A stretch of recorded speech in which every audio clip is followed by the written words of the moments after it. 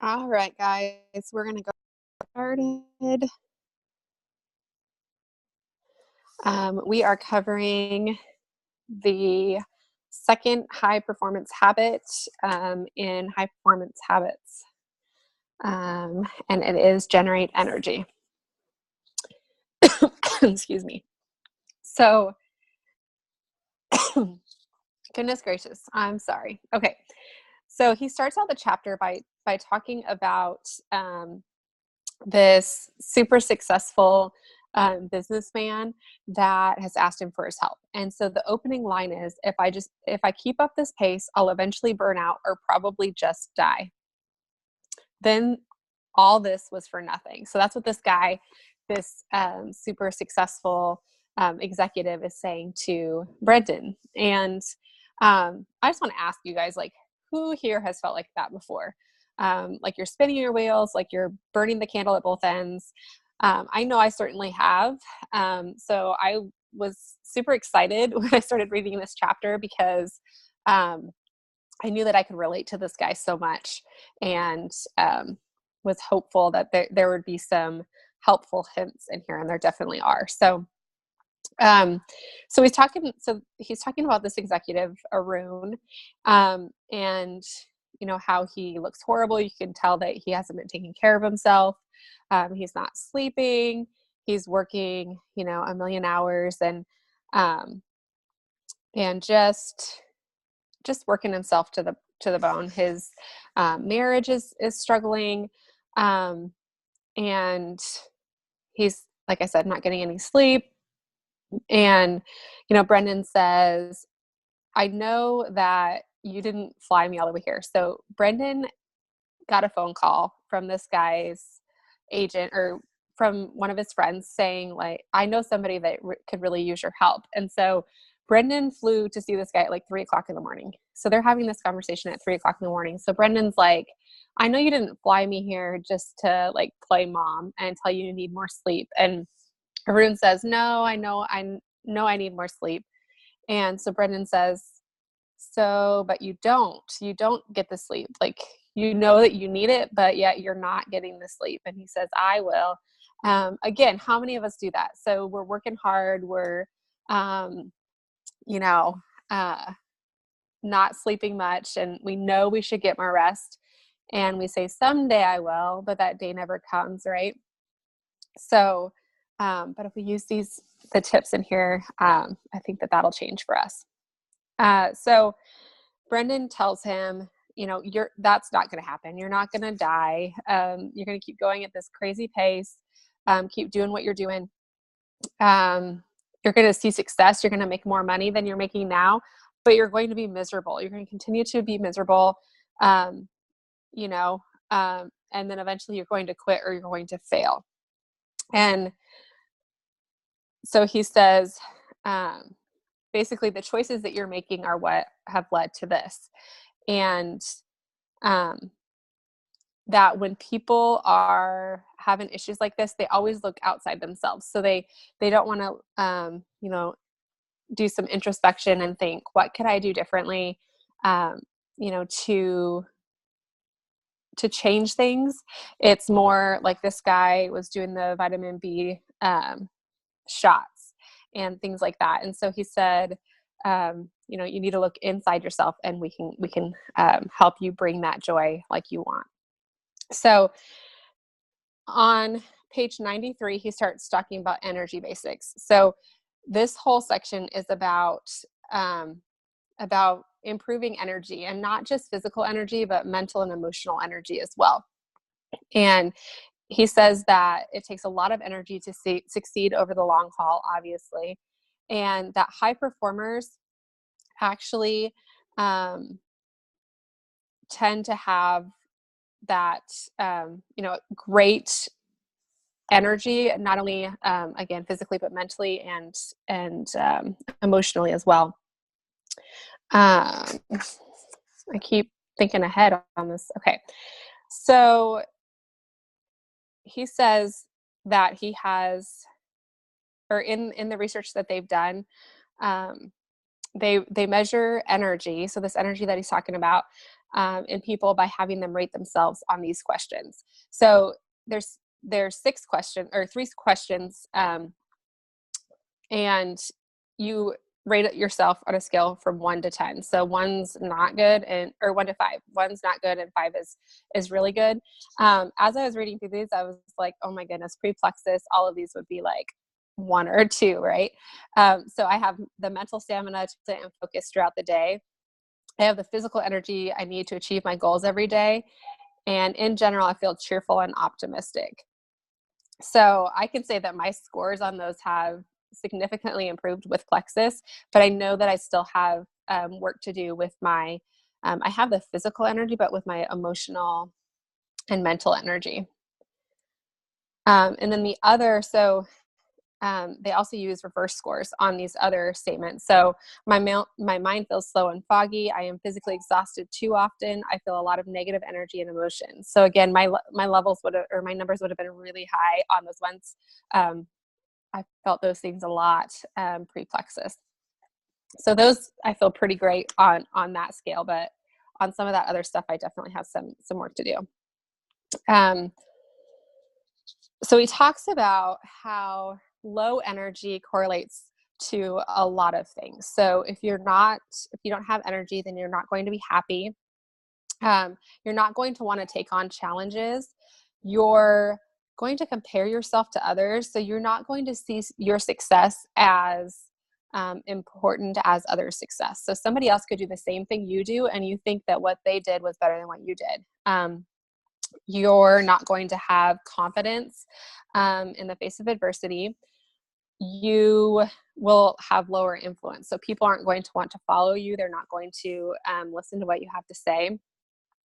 And you're also not likely to take care of yourself. So you're going to have a lower likelihood to eat well or exercise. Obviously, low energy doesn't only impact your performance. It really impacts all of your life. And so obviously we need to all, I think you all can kind of understand the importance of having higher energy.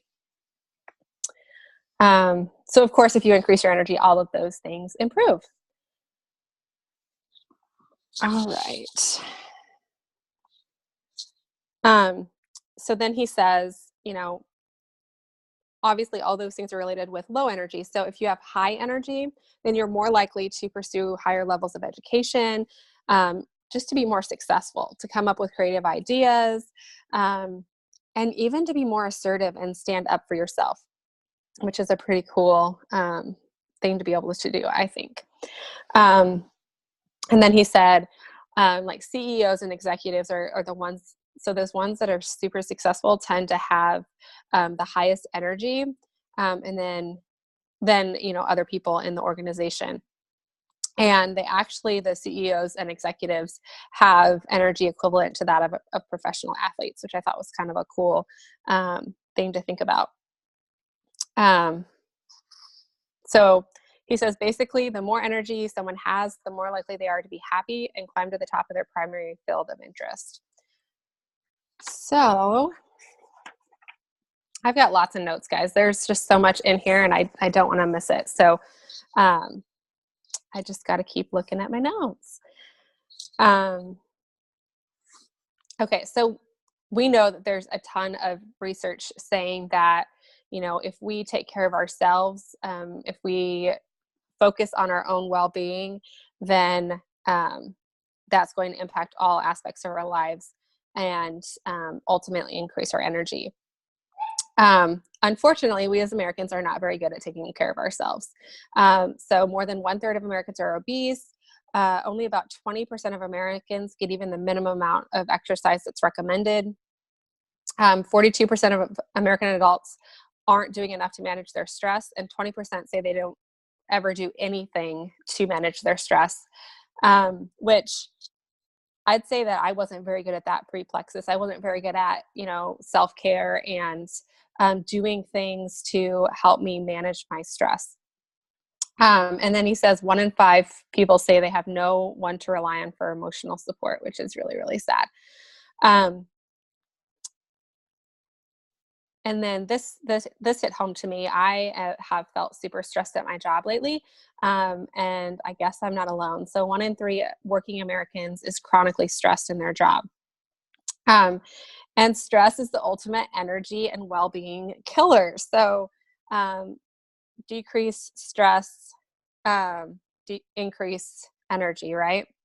And if we can uh, decrease our stress, then we can reduce or increase serotonin and dopamine and all of those things, which can help us to, have better mood and um, yes. So Sarah says my energy should soar in June. I'm planning to be done with my other job in June. So yay, energy will be up because stress will be down.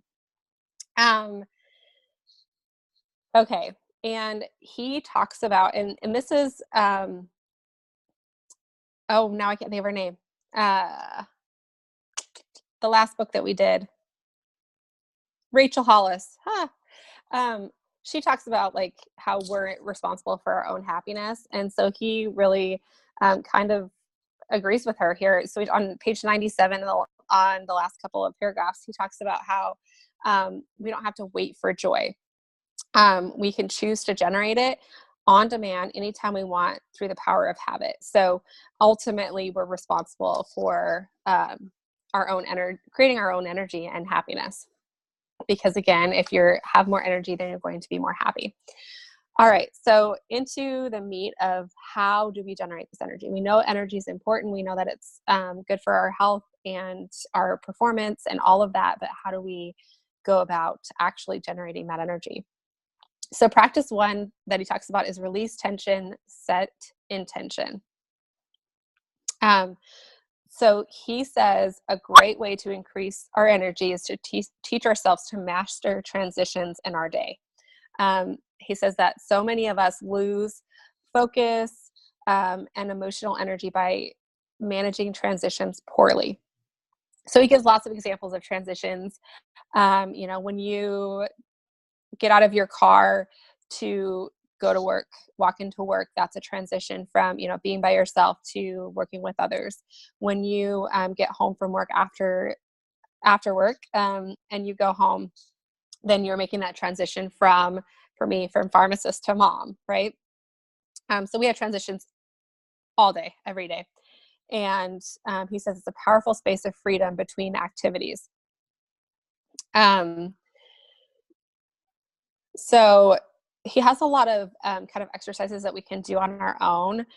So I'd encourage you guys to do that. My book is written all over. I definitely did these exercises as I read, and it was really helpful for me to think about these things and how I can apply them to myself. But on page 99, he asks some questions. So the first one is, do you ever carry over any negative energy from one activity to the next? I know I definitely have done that, and I continue to do that. So this is an area that I'm going to work on. So some examples from my life, at work, talking on the phone with an upset patient, and getting off the phone with that patient that's yelling at me, and then working with my employees after that. Um, really I should do something in between there to make that transition smoother, so that negativity isn't, pushed off onto my employees. I'm not, in a poor mood because of what that patient did. And, my employees shouldn't have to take the brunt of that. Same thing as like having a bad day at work and then coming home, after that bad day, and trying not to allow that to, spill over at home and cause negative feelings at home. The second question is, do you ever feel depleted but still plow into your next activity without a break, even though you should take a breather? I'm guilty of that too.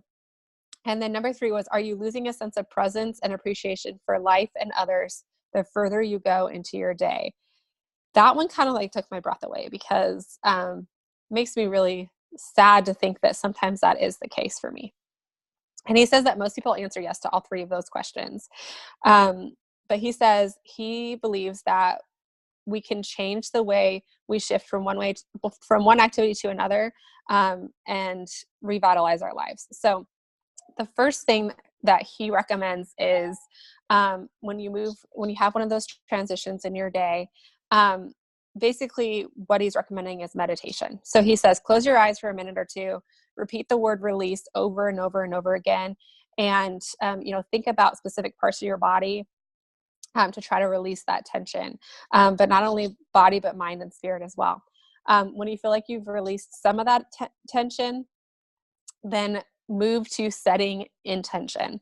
So think about what you want to feel and achieve in the next activity. So rather than, I get off the phone with an angry patient, rather than hanging up and just going straight back to what I was doing, I need to take a minute and think about, okay, how do I want my next interaction with my technician to go? How do I want to feel? How do I want them to feel? So that I'm being intentional and really thinking about my interactions with people after that. And this is a great way to better manage stress. Again, stress is going to decrease happiness, decrease energy. So we want to try to alleviate stress as much as possible. Okay. So Brendan says he does this all the time. This release tension, set intention. I don't know why I have a hard time saying that. Release tension, set intention, activity. He says he does this all the time. And in small things and big things. So he talks about like doing it before and after his workouts, when he picks up the phone to call somebody, but also like before he got interviewed by Oprah, before he had dinner with the president, before he proposed to his wife. So he's used this in all aspects of his life, and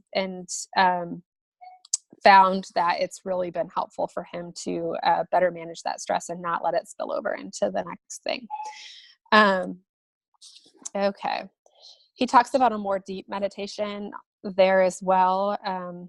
And it sounds like he has a YouTube video that can help walk you through that if that is something you're interested in. He talks about how meditation practices, such as the release tension, start intention, habit can meditation can lead to, again, less stress and less anxiety, increase attention, presence, creativity, and well-being, help you to maintain attention, so that you can, you're not easily distracted. I definitely need help with that. And he says that these benefits, if you do meditation for 3 months, then it's been found that these benefits can continue on for up to 3 years. So meditation can do a whole lot, cause a whole lot, or help you a whole lot. All right, I'm going to go on to practice 2. Okay, is bring the joy. I love the quote by Abraham Lincoln that he starts with: most folks are about as happy as they make their minds up to be. So again, along the lines of what Rachel Hollis says, that we create our own happiness. We are responsible for our own happiness. So he says that in their research that they've done, that joy has a huge part in what makes high performers successful. And it's one of those 3 defining positive emotions that high performers have. Okay. Oh, and not only does it help make you a high performer, but it will also cue almost every other positive human emotion we desire in life. So, I mean, obviously, joy is, don't we all want joy? Don't we want to bring joy to everybody else? He says that people with positive emotion or joy have more satisfying marriages, make more money, and have better health. And not only is it like a feelings thing, but he talks a lot about science in this chapter, which I love because I'm a nerd. But he talks about how neuroscientists have even found that positive emotions prompt new cell growth, whereas negative emotions cause decay. So not only are you, going to feel better and be happier, but like physiologically, it's going to cause a change too. Um, and then high performers tend to, they say they're more cheerful, they're more optimistic, um, and they have less of those negative thoughts, which makes sense. If you're optimistic, you're going to have less of those negative thoughts. Um, okay. He says, more than anything else, joy is that thing that gives high achievers that capital E energy that he talks about, that energy that's unmatched by, people that aren't high performers.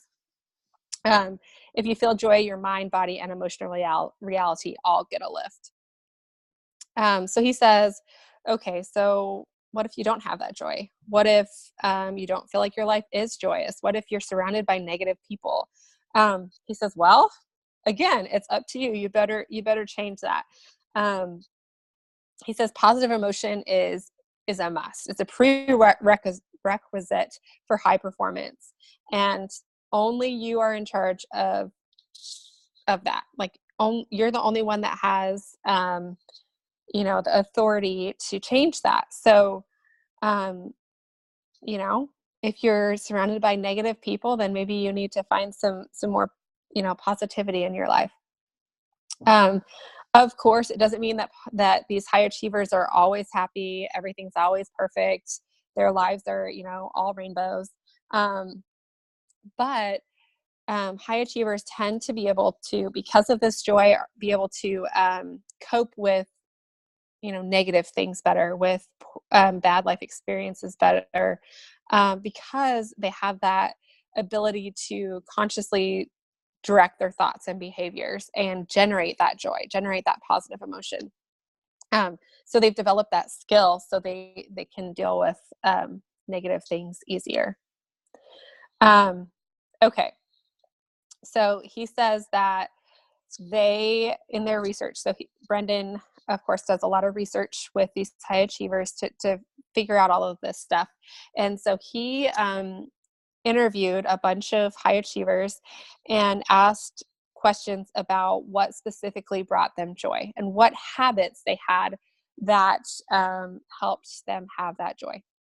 And so there's 6 of them that he lists. The first one is essentially high achievers tend to prime themselves ahead of time.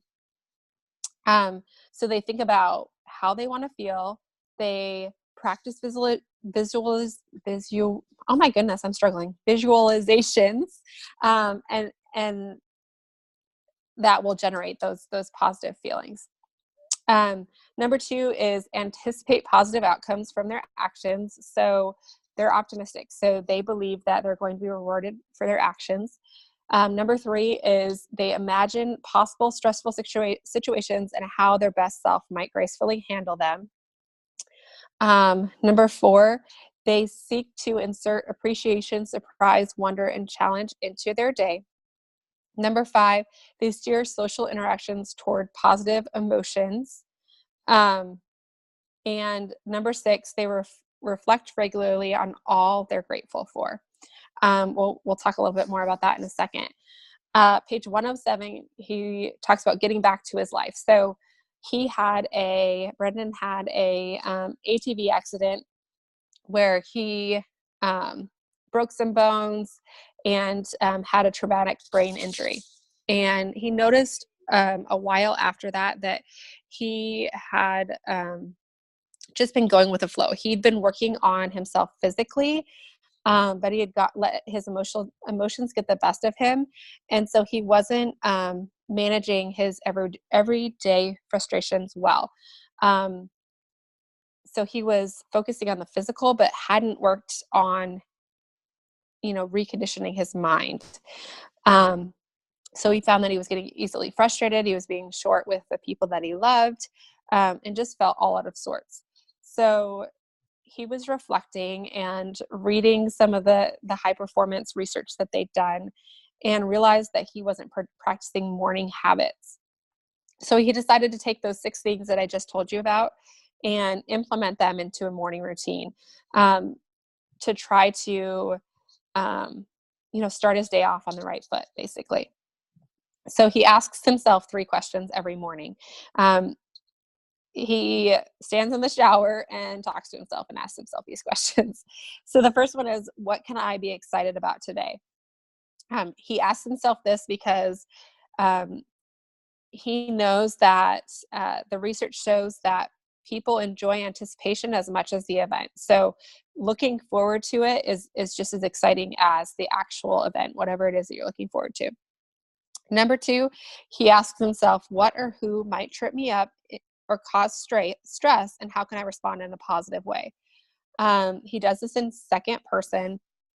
And he does this because he asks himself this because he believes it makes him more well-equipped to handle stressful situations.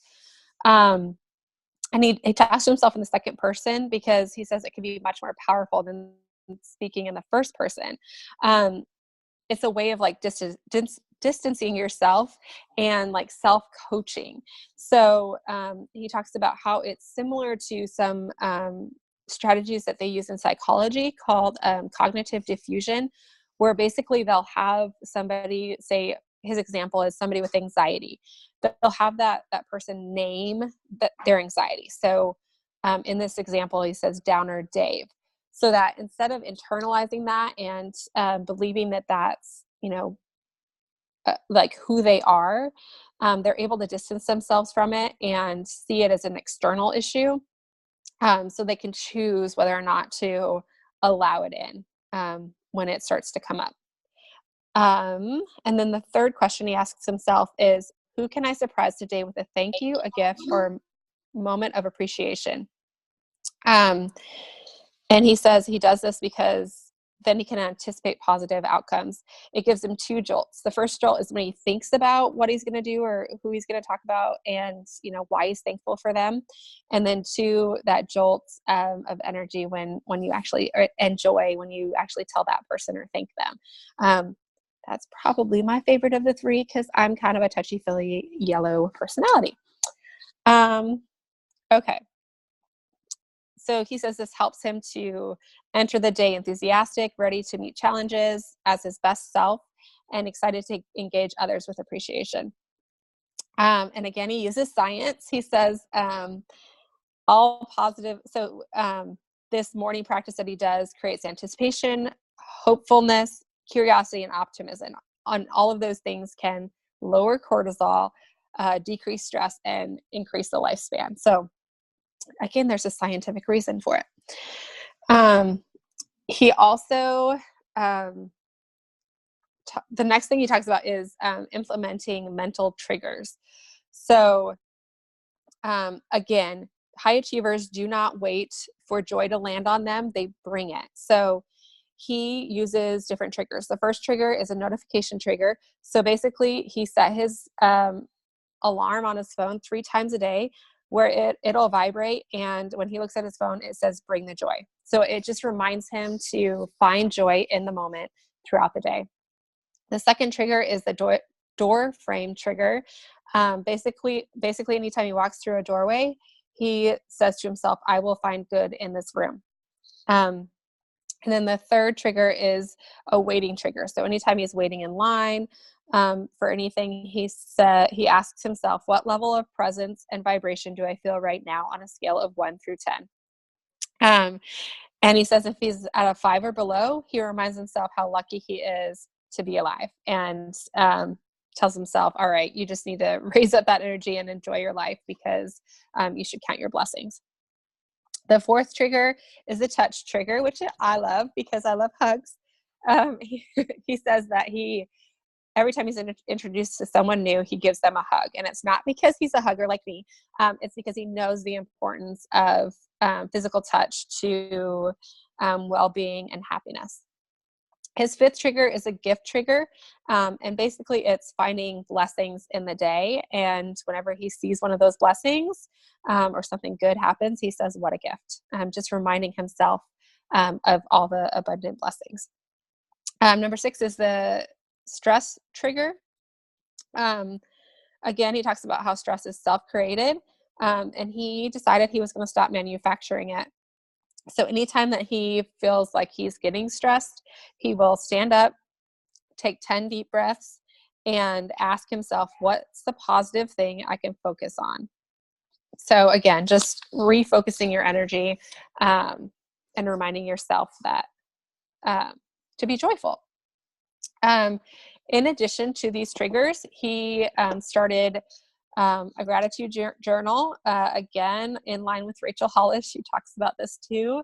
And just so every day he writes down 3 things that were good during the day, so that he can sit and reflect and relive them.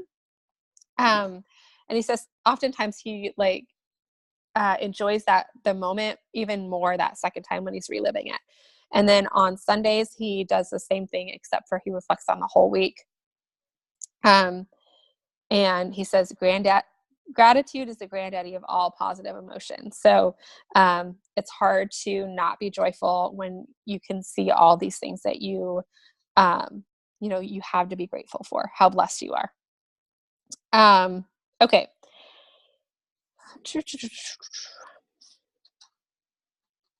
Okay. So I'm going to go on to practice theory because I am already kind of running behind. Okay. Optimize health. So, I mean, we probably all really like this part of it, right? He is talking about in this chapter self-care. He talks about how important it is to have self-care. Particularly, he starts out talking about exercise and how that energizes your body and prepares your mind for the day, for whatever activities that you need to do. He says that he used to not take care of himself, but he noticed that high achievers tend to be healthier and work out more than the general public. So he decided he needed to start doing it himself. So yeah, he says, he was super busy trying to get started out, trying to be successful. And he stopped caring for himself. He slept poorly, ate bad food, rarely worked out. And he noticed that his performance at work and life in general were suffering. I don't know about you, but that sounds like exactly where I was at before Plexus. And I know that Plexus has helped me to realize how important self-care is, because I did not take the time to do that before, and I do a lot more of it now. I think this of the 3 parts of this chapter is probably the part that I feel like I'm doing the best in. I still have room for growth though. So he basically says, when people are unhealthy these days, it is typically not because they don't know how, because we all know exercise, good nutrition, and sleep are all super important. So he goes through all these kind of excuses that he used to say to himself about why he didn't take care of himself, why he didn't take the time to take care of himself. So the first one was basically everyone in his industry was working as hard as he was, so he had to cut something out, and that something just happened to be his health, the exercise, the self-care stuff. But then he realized that there were a lot of people that were even more successful than him that were taking care of themselves. The next one was about sleep. Basically, I don't need sleep. It's not a factor for me. I do okay on little sleep. But he talks about, but how much more successful could you be if you had that little more extra sleep so that you could, have higher cognitive function, less stress, higher life satisfaction, better health, decreased risk for psychiatric disorders, obesity, coronary heart disease, stroke, all of that, which we know all the research supports that. I will say, though, I think when you have high quality sleep, maybe you don't need quite as much sleep as he talks about, but sleep is important nonetheless. The next one is basically, I'm busy now, I'll start later, but we all know later never comes. Another one is I'm just built that way. So, I've got whatever genetic or biological thing going on, so I can't take care of myself. And he says, well, most of the time, we probably could take better care of ourselves. On page 117, this is the one that really stuck out to me the most. I don't have time for X. And so usually in this example, X is working out, healthy eating, self-care things. But I love what he says. He says, I learned that none of these things necessarily cost you time. In fact, they often buy back time by making you more energized and productive. If you're sharper, more on the ball, and better able to output things that matter because you took the time to work out and eat healthier, then the workout or healthy diet wasn't a deficit. Um, that's huge. And it totally makes sense. But how many times I know, I hope I'm not alone. I know I've fallen into that excuse so many times. I don't have time for that. But I know when I am working out and and am eating healthier, I am more productive and I can do more, get more accomplished in smaller amount of times. Um, okay, the next one is get fit now. So basically, he says we need to exercise, especially if we need good mental performance too, because of all of that is super closely related. He talks more science, but I'm running out of time, so we're not going to go into that a lot. But basically, exercise is going to help with memory, your mood, attention span, make you more alert. So, going to increase your performance overall. Um, so, I mean, really, it's just preaching self care, self care, self care. And he says if you're worried about, well, I'd have to exercise a lot to get these awesome results. And he says, no, really, a few times per week is all you really need to get those health benefits and that cognitive benefit. And in order to get the elevated mood and mental performance, about 6 weeks of exercise is where you start to see that, really see that come out. Um, Talks about how the high performers, the top 5% of high performers are about 40% more likely to exercise 3 days per week. So if you want to be a high performer, he says you must exercise. Um, he goes on to talk about improving your diet. And of course, we know obesity is a problem in our country.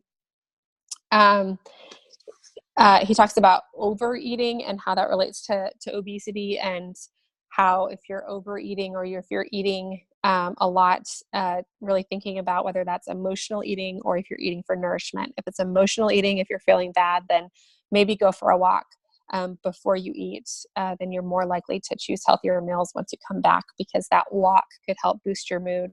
And then you're not going to try to just, cover those feelings with food. He gives a plug to our lovely Angie and Janine. I don't know if Janine's on here. He says, see your nutritionist to help you eat healthier. And where to start? He basically says, if you start with exercise, then people are more likely to care more about diet and sleep. If you start with nutrition, then a lot of times, obviously, it's easier to lose weight with nutrition than it is with exercise, because we know that what we eat has way more impact on that than exercising. But he says if you start with nutrition, then people typically lose weight easier, and that helps get them into exercising. So really just start, whichever one they want to start with. Again, he talks about surrounding yourself with positivity, knowing that it is our own responsibility to take control of our well-being. He challenged all of us to take the next 12 months to get into the best shape of our lives. Seems like a hefty goal, but I don't know. Probably not a bad idea, right? So basically, he just says start somewhere. You know what you should be doing, so just start, and start small so you don't hurt yourself or end up, hating your life, and not wanting to exercise. But start and go from there. So that is essentially the chapter. So these are long chapters, so I knew I was going to struggle not going over on time. I'm going to check out the chat, but if anybody has anything to say, let me know. So Sarah O'Neill says she got her best score in energy, greatly from plexus, yes. Um, and then she said, oh, the transitions thing. So she said it was interesting to her, got her to think about what she wants her moments to be like, how to treat the kids and not, letting that negativity pour over. And then she says she does that. I think she was talking about the shower thing. She does that and didn't really think about what she was doing. What can I look forward to today? So awesome. She's already practicing some of these awesome habits. I totally agree. Like I actually scored I think a 5 in this category. It was pretty perfect. But then when I sat down and was reading the questions, my transitions are not good. And so those moments where I'm feeling overwhelmed, it's because I didn't transition. I'm trying to do too many things at once and it doesn't make me a more effective person to do that. So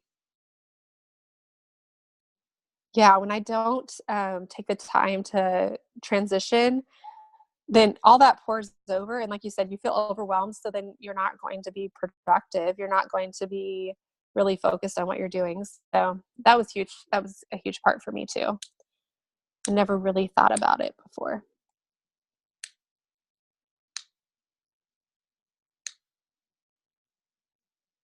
As far as working out, something that I'm finding that works for me is last month, well, part of November into December, I did a 30-day squat challenge. And every day I had to do squats, but it was a sheet of paper and it was just check off the day and it had rest days. And I found I could do it because I got, 20 days in. I'm not going to stop. I'm going to beat this, and it was my own challenge. And then it ended and I stopped working out. So I went on a search for more sheets and I found the website that the sheet was made from, and they had all these sheets. So now I'm doing a squat, push up, leg lift challenge, just a little bit each day. And I'm finding that's what's helping me. So if you want the link, let me know. It's pretty nice. Tons of sheets, just like for all sorts of things. It's all free too. So it's pretty cool. Yeah, that's awesome. And like in the book, he talks about like his exercise sometimes is like a super vigorous 3-minute ride on his bike, like his stationary bike, as long as you're getting something in is better than nothing. So, and yeah, so I need to stop making that I don't have the time excuse. I'm struggling with that right now too. Like I've always made exercise a priority and I just don't have that kid free time right now. And so instead of doing something, even if it's not what I want to be doing, I want to go for a 5-mile run outside. It's not happening. I need to do something. And that's me too. I've always been a runner. So that's what I want to do. And if I can't do that, then I tend to not do anything. And yeah. I'm a slower than you runner, but that's still where I'm at.